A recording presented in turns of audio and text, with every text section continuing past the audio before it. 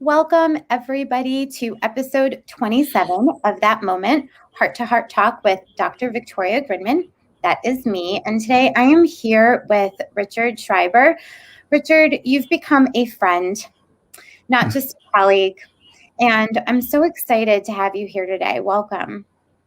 Thank you, Victoria. You're very near and dear to me, too, as a friend. And thank you so much for having me. And it's such an important work that you do, and the way you support families with kids on the spectrum and throughout all your work is just amazing. So I'm honored and humbled to be here. Thank you so much. I feel so similarly about you. And upon meeting you, not only do you have incredible things going on, things that you're doing in your work, but you also have a daughter on the spectrum. And we are going to hear about her and your journey with her.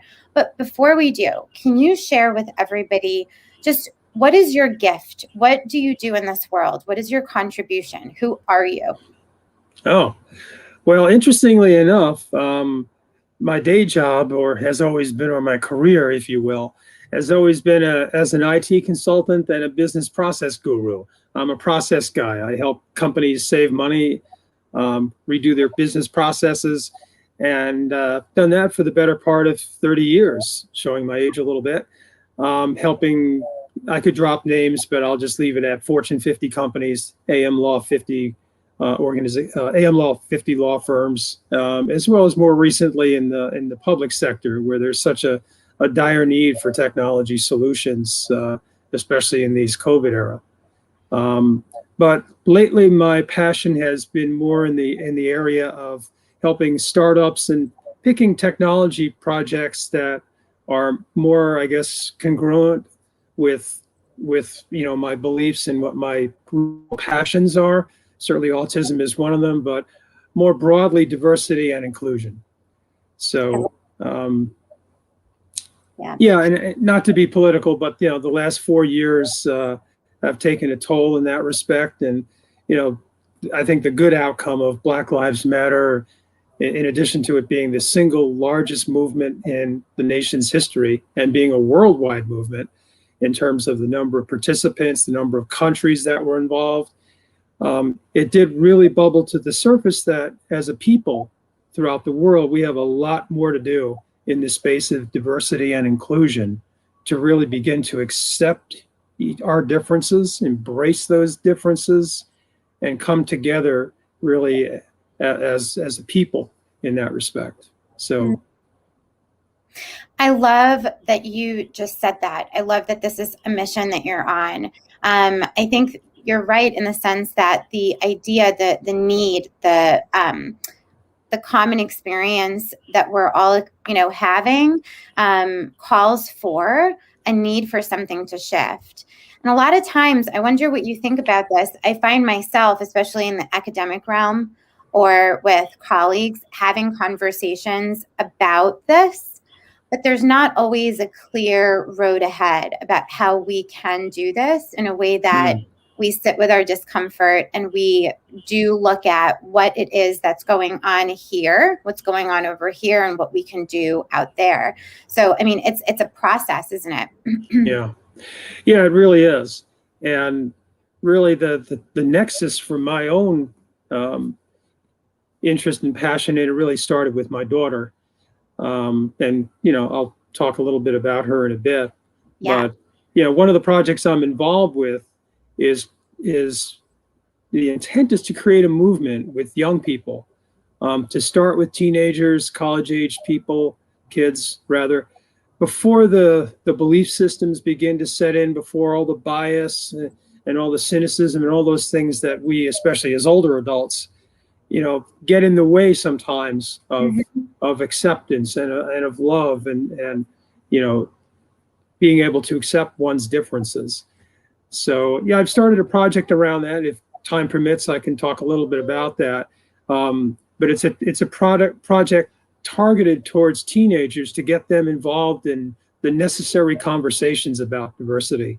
And it might include, for example, neurodiverse teenagers sitting next to neurotypical teenagers and having conversations about what it's like to be someone on the autism spectrum, and even an experiential component of that, where through a virtual reality experience, a neurotypical person could experience kind of as an avatar experience what it's like to actually be someone on the autism spectrum, to experience, for example, the sensitivity to light and sound and action. And there's actually some pretty good videos on YouTube that simulate what it's like to like walk into a party atmosphere if you're an autistic person. And I think if a neurotypical person really appreciated that, they would have a better understanding. And that's really where everything starts from, Victoria. You know that is understanding. Yeah. Incredible. And I love what you're sharing about starting young, because, so much of what we experience out here now as adults has so much to do with what we're open up to, when we're younger. Yeah. I always say, and I say this to parents that I work with, if you could do everything and anything possible, and this is for the benefit of your kid, to have an environment for your child, even if you don't live in a diverse neighborhood, because a lot of people choose to live where they want to live, but to be around people who are different than they are in different ways, abilities, race, gender, everything. Because the more we expose kids to difference and being able to see the good, the strengths that we all have, right? Mm-hmm. Able to interact with different kinds of people in different kinds of situations, we're creating that, right? And they're able to model it. And so I love that you're working with teens. I would love for you to share. It's what is the website for it? Because I know that you always have the background for it whenever we connect on the call. Yeah, so the project is called the Ubuntu Initiative, and the website is umbutugame.com, because we're building a game. Ubuntu is a South African word for I am, you are. It really is about diversity, and it was sort of made in vogue by Desmond Tutu when he was president of South Africa, in symbolizing obviously the overcoming of apartheid and kind of reintegrating the extraordinary diversity that South Africa is, back as a single people. Mm-hmm. So it's ubuntu game.com. And we're approaching the phase where we're now going to start. We're building a beta product. We're very close on that, maybe a week or so away, and then we're going to be exciting. It's a very exciting time, and we're going to be sharing it with about 10 beta test users to get their feedback. But we're really excited because it's really starting to come to fruition, and it's been an exciting journey. And everyone we've talked to about it says there's a real need for it, and we're hoping to be the ones that create that movement. I love it. I love it so much. I want you so badly to share about your journey as a dad of an autistic daughter. Sure. For us, I have to say, I was not very well informed at the beginning of the journey. We knew our daughter was different from an early age on. Yeah. She's 14 now, so if we kind of fast rewind, if you will, 14 years ago, 13 years ago, when she was really young, I have to admit my ignorance was definitely present. I mean, like most people 10, 12 years ago, when it came to autism, you thought of the Dustin Hoffman character in Rain Man. Yep. So my level of ignorance was, in spite of whatever my professional or other accomplishments was really no better or different than anyone else's, or probably worse than some people. Today, thankfully, there's a lot of information out there, and for young parents that should really, if they have any questions, immediately get their child diagnosed. There's no harm. There's, as there's early intervention that can actually help a child with their early signs. But for us, my daughter wasn't diagnosed until about 6 years old. Mm-hmm. And it was really her first grade teacher who, we were fortunate, she had a PhD in special ed, and she began to notice some of my daughter's kind of unique characteristics that I have to say, and I caution all parents, as a parent with a child, when you see something that's different or not quite aligned with what your expectation is, a lot of times as parents, we kind of look the other way, or we kind of pretend it's not there, or that it will go away. It takes real courage to confront and to face that. And we're so blessed even to this day that her first grade teacher did that for us. So she wrote a paper to the principal. Long story short, we had our daughter evaluated at 6. She was initially evaluated with ADHD. We took her to a local children's hospital here, but subsequently we took her to a young specialist who said, "No, your daughter has Asperger's." And we said, You know "What?" Richard, also, she's a girl, and Yes. you know, and girls and boys, as we know, aren't always, you know, looking the same. You know, they're Correct. not always having those same things going on as we, you know, observe them. And so, what I know about diagnosing, you know, young girls on the spectrum, it can be even harder. Yes. To pinpoint. Yeah. Girls tend to be naturally more social than boys, especially earlier on, Mm-hmm. and they can mask a lot of the symptoms. So you're definitely correct. And I know statistically, the last time I read, it was boys are diagnosed 3 or 4 to 1 over girls. Yep. So largely because the boys are just so much more demonstrative, and their symptoms, I guess, if you will, are much easier to detect. Mm-hmm. So our journey continued with that diagnosis. My wife and I, we hadn't heard of Asperger's before, but this was before I think it subsequently got kind of rolled up into the overall autism syndrome, ASD, I guess what it's the acronym for it. Mm-hmm. So, but we didn't really know what to do at that point. But eventually that also decision was sort of made for us, because we got feedback from her teachers subsequently that her behavior in class was becoming distracting. She would get up and walk around the room. She wouldn't sit with the other kids. So we knew we had to do something. Yeah. So we eventually went to see a psychologist, and she prescribed Adderall, or not initially. We went through a couple of files with different drugs. And for 3 years, she was on Adderall in elementary school. And boy, if I showed you a before and after picture of when my daughter was on Adderall versus after, it is night and day. Wow. She was emaciated, really.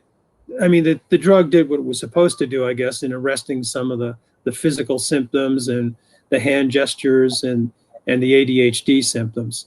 But it left her stupefied and skinny as a rail. And, my wife, to her credit, started investigating. My wife is half Puerto Rican and half Peruvian, so she's got that island South American influence where they use a lot of homeopathic and different types of medicinal things outside of the normal pharmacology. And she investigated essential oils. And about 3.5 years ago, we took our daughter off for Adderall and put her on essential oils. And that was it's been really a godsend. And I know you have to be careful about, making recommendations and things like that. But, as a parent to my daughter, you have to be careful about saying things like, we're willing to try anything. We're willing to try anything that has, some track record and some possibility for, to help her. That was really kind of a turning point for my daughter. She gained her weight back. And it's funny, there was one time she went to school and forgot to take her meds. And one of her classmates said, "Boy, you're different today. You're much more lively. You're much more engaging." She's more herself. So, exactly. And if you saw my daughter, she's the life of the party. She's very, very verbal, very visual, very engaging, very physical. So it really allowed her to be who she is. So that's really beautiful. And credit to you and your wife for really being cognizant of that, just like really being sensitive to wanting her to be herself, right? So many times I think we can get stuck with what is recommended. But if you really look at what's going on, there are other routes. And I love what you said about essential oils, by the way. I myself am an aromatherapist, and essential oils are incredible, incredible, incredible. Are they there with you? Yep. I take them myself because, for calmness, for steadiness, for certainly for helping my immunity system. I mean, obviously, they're a broad-based ways to help in many ways, but it's helped my daughter dramatically. Yeah. But as far as, and we have had my daughter participate in other things that were not, quote unquote, on the normal prescribed kind of direction. We enrolled her in a program called Brain Balance, which you may have heard of, which helped her significantly. I mean, as a father, I was willing, whatever it took, Right. for my daughter, I was willing to do, as any parent would probably do. Yep. And Brain Balance had a series of physical exercises and interactions. It used movement, it used motions, some really rigorous physical exercises that put my daughter in unusual positions that we had to help her get in. But it had an extraordinary effect on things like her hand-to-eye coordination. Like before, she couldn't follow her finger like this. So, so that was something that was really beneficial to her in a number of ways. She couldn't even hold a pencil. Autistic kids, hand-to-eye coordination, acuity, those are some of the challenges that are fairly typical. So because of that, she now has good hand-eye coordination, normal ability to hold a utensil, pencil, whatever it may be. She can tie her own shoelaces, brush her own hair. So, it had a good effect on her in that sense. Richard, I notice when I talk to parents, and I talk to a lot of parents that have kids on the spectrum, and I ask them about themselves, the parent, and they end up talking about their child. Yeah, that's so true. It's so true, right? And the reason, of course, is because it becomes your whole life. And they're so incredibly lucky to have parents like you and your wife. And I want to know, though, in this time and these few moments that we have together that are so sacred to me, I want to know about your journey with your autistic daughter and what that was like for you. Yeah, I think it all started with what I consider kind of a watershed moment for us. And it was when my daughter was graduating from elementary school on the last day of school, and I noticed she was standing off to the corner by herself, and she was crying. And my daughter never cries. I can count on my one hand the number of times that she's cried. And in spite of some of the perceptions about autistic kids not feeling very deeply, it's totally the opposite. They have just as much emotional capability as anyone. They just don't express it, and that's a real burden to carry. So that's something I want to leave with people. But I knelt down next to her that day and I said, "Katerina," that's her name, "what's wrong?" And she said, "Daddy, for 6 years, nobody wanted to be my friend." And that just stuck me like a knife in my chest. And it made me realize that, I was a great provider for her, but I needed to do more. I needed to become her advocate. And what that meant was stepping in her world, listening more to where she's coming from, being more alert about what she really needs. Yeah. And of course, being her staunch advocate. And this kind of played out as she moved into middle school, because unfortunately she was bullied in the school that we had her in, even though it was in a program called NEST, which is a program between the NYU and the Board of Ed that integrates highly functional autistic kids within the gen ed program. But I was just reading an article today on unfortunately what happens to autistic kids in a public school setting is because there's no instruction usually by the schools themselves to instruct their student population about, hey, you've got neurodiverse people, special ed kids walking in your hallways. Look out for them. Right. Understand and appreciate them, like I said earlier. Mm-hmm. So we ended up moving her to another school, which was much better. And but again, it underscores, Victoria, how the journey is one that you have to be willing to course correct. You have to really pay attention. I mean, my daughter would hold things in. What she went through, I can't imagine. I mean, I was bullied as a kid, a little bit here and there, but this happened to her on a daily basis. And I only found out about it, obviously the school would tell me about these incidents, and each time it happened, it was like, no, why me? Why my daughter? She's the sweetest, most loving creature on the planet. Why can't they just appreciate her for who I know she is? Mm-hmm. So it sounds like it lit something inside of you. Yeah, it really did. And the whole I began to realize, and one of the things I haven't talked about, Victoria, is I saw this happening not just to us, but to other parents, which is why you were kind enough to share our website and the Facebook group that we have, where my wife and I try to help other parents with kids on the spectrum. Before COVID, we were having small events in my church to have parents and their kids have play dates or activities and so forth. But yeah, it struck a chord in me, not only with me personally and my daughter, but that I've got to do more really for the community. And, and again, my daughter is all the inspiration for all of this. I'm a 62-year-old man, and really my purpose in life really was crystallized because of my daughter. That my calling is to not only be her advocate, but for other parents, and now from a much broader sense, That's beautiful. With our plans for diversity and inclusion. Richard, I know that the journey is not without challenges, and as you said, needing to course correct.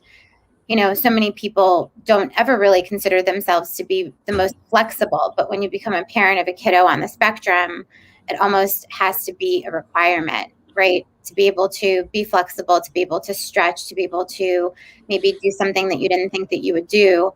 What do you say to that? Like when you were going through those moments, you and your wife, what was the guiding light? What kept you going? Because I can imagine that it was not always easy or filled with fire. Sometimes it was maybe, sad, or, I hear a lot of the times, feeling helpless or hopeless, not really knowing what to turn to.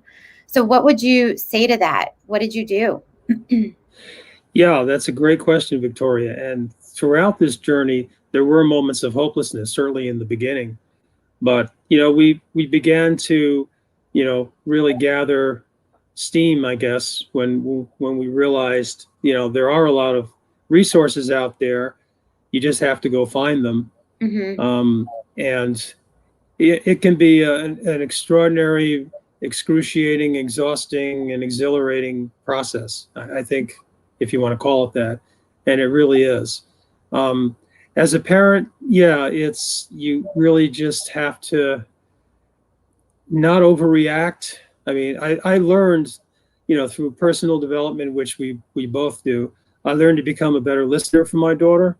I think, as I mentioned earlier, I needed to really understand her from her world. So, you can look up Stephen Covey's level 5 listening, or 5 levels of listening.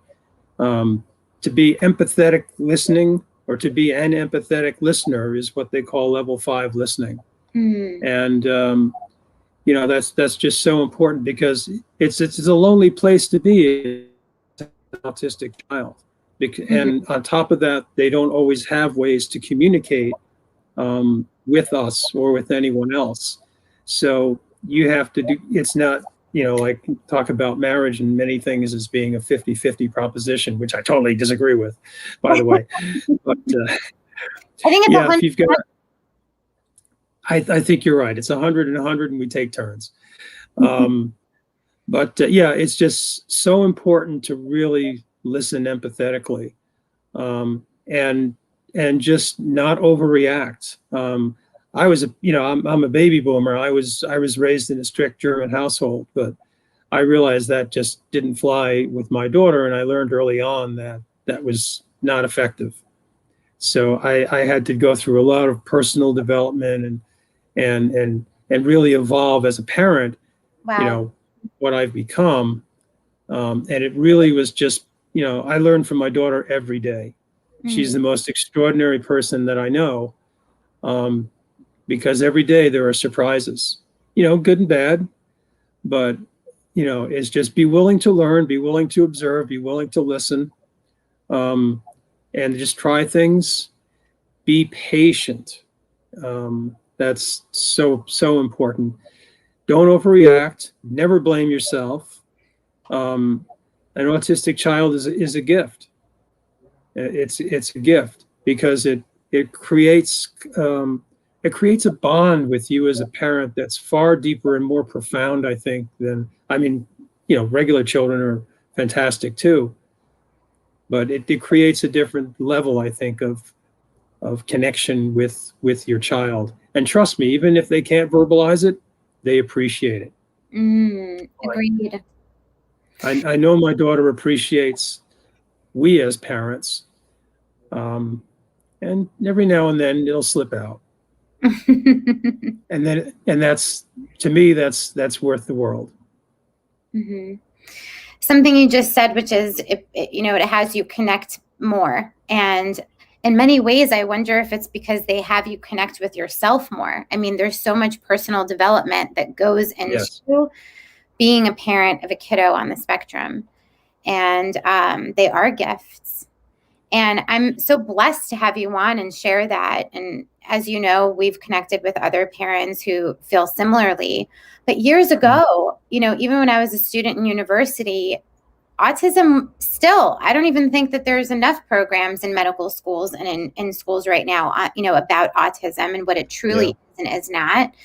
And so what you're talking about, even years later, is still a very profound and revolutionary paradigm shift sort of way of thinking about it.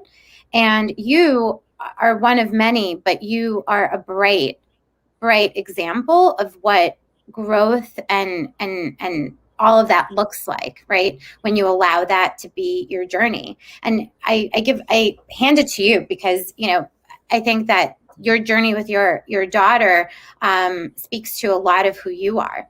I think, as you said, you came from a very strict conservative upbringing, right? And you kind of had to become different in yes, order to really reach her. yeah. It was equally a journey for myself as a parent, and my wife too. Yeah. Um, but my wife comes from a bigger family, so she seemed to adapt to a little easier, different cultural background, than my own. Hmm. But yeah, it really, but it's been such a rewarding journey to see what my daughter has evolved into. She had a 93 grade average her first term in high school in her freshman year. We just had her IEP coincidentally this morning, and got a glowing report. Some things to work on, of course, but we're just so immensely proud of her and who she's becoming. And it's all on her. I mean, it's just we're just the caretakers, if you will. But Yeah. it's all on her. She's extraordinary. Incredible. Richard, I know that you're doing some incredible work in the inclusion and diversity space. You talked a little bit about the work that you're doing, but if there's someone out there listening and they could help you, who would that person be? And who would you like to meet? Wow. Um, yeah, I mean, with our project, around inclusion and diversity, the Ubuntu game, we're going to be actively looking for people who want to play the game, and certainly people that can help connect us. We're going to need investors, of course, Yeah. and to really further our ability to grow the game, and but also people in the educational areas that are really as committed as we are to want to make this a staple in a core foundation in their curriculum. I've had the honor of talking to some charter schools where this is part of the foundation of what they stand for. Mm-hmm. And I'd love to see that happen in public school. I'm a huge advocate of public school. I think teachers are heroes. I truly do. But they need to up their game in this space. And we would love to talk to any school system out there to help us introduce what we're trying to do as part of your curriculum so that you can evolve change in ways that are profound. I love it. I love that. And what would you say is your message to everyone out there? What would you like to leave everyone with? Wow. Just that, one of the catchphrases in our community is you're not alone. If you have an autistic child on the spectrum, of course, you're welcome to reach out to us, but, don't feel you're alone. A lot of times we think that our child is so unique that only we know them and only we can provide care for them and so forth. And there's certainly an element of truth to that. But, talk to other parents, get involved, join groups on Facebook or wherever, Instagram, whatever makes sense for you, and just have a dialogue and don't be afraid to talk about it. It's really for your child. And they're a true gift, and don't be afraid to talk about it. I love it. Last words, you're not alone. Richard, that's one of my favorite messages. Nobody here has to be alone if they don't want to be. I think you're an incredible resource. How can people reach you directly? Our website is below. You can reach me on Facebook. I'm also on LinkedIn, but I'll give you my Gmail email account. It's real easy. It's just richard.schreiber@gmail.com. Amazing. Send me a note, whatever you'd like to do, and I will indeed get back to you. Got it. Richard, thank you so much. I personally got chills as you were talking about certain things because as I speak to parents, whether it was my research in the past or now as I'm, continuing to help families, your story is very distinct. It's not the norm. And whenever I speak to someone that has this journey of post-traumatic growth, you are more valuable than any textbook or any book that I could ever read. Just looking at what you've done and the tips that you've given, from being patient to you are not alone and reach out for help, to having to have a growth mindset and really being able to be expansive in what you think you should be doing and course correcting. I mean, all those are things that have taken probably years for you to really get a grasp of and then put into practice. There are parents watching now that have young children and are not where you're at right now, but watching you and listening to you is such a gift. So thank you for what you're doing with your daughter and for the example that you are to me. I think you're inspirational and I love your heart-centeredness, and your work in the inclusion space is going to change lives. So thank you. Thank you so much for being here with me today. Thank you, Victoria, and thank you for the wonderful work that you do, and thank you for inviting me to share my story. I don't think it's just my story. I know that there are stories out there that are so similar, and it's just the message is just to persevere and be in communication. So Thank you again so much for having me. I love it. You're welcome. And in the spirit of a fun energy, can you give everyone a fun fact about you before we go? Oh, wow. Well, my favorite fun fact actually surrounds my maternal grandfather, who came from Bavaria in 1921 through Ellis Island. And a cousin of mine actually got a copy of the manifest. And I saw the address and did a double take. I live in East Harlem on East 97th Street. And back in the day, when you came into this country as an immigrant, you had to have both a vocation or a job, a skill. which my grandfather was a carpenter, and you had to have someone to put you up locally, a sponsor. And that was his great aunt. And by sheer coincidence, it is the building next to the one I live in today. Shut up. No So way. yeah, and I've been here since 1982. And I didn't know this, of course, when I looked for my first apartment right out of college, and I just settled in this area. It wasn't so nice back then, mind you. But yeah, I'll never forget. I sent a Christmas card to my grandmother, my grandfather's wife, obviously, who lived in Sunnyside, Queens, and she saw the return address and immediately called me up and told me about it, and I was like dumbfounded. So Wow. talk about fate, but it's just another little New York City story. I love it. I love that so much. That should be in that book, Humans of New York. Incredible. My favorite fun fact about you is that not only are you an incredible dad and, person in the inclusion space, but you also are a writer, are you not, of romance novels? Yes, yes. I got into writing because I have always seemed to have been drawn towards multicultural relationships. As I mentioned, my wife comes from a Hispanic background, and just a wonderful family that invited me in and welcomed me in with such love and tenderness that it's just extraordinary. So I want to explore the multicultural aspects of romance. So I write interracial romances, and I'm actually having my first book coming out in a couple of weeks. Wow. Yeah, but it's along the same lines. It's along where, love is something that transcends all barriers, whether it's circumstantial, which is what I tend to write about, race, creed, color. Love is about viva la différence, as the French say. It is about embracing and loving our differences. And if you can do that with one person who you marry, you can certainly extend that to everybody that you come in contact with.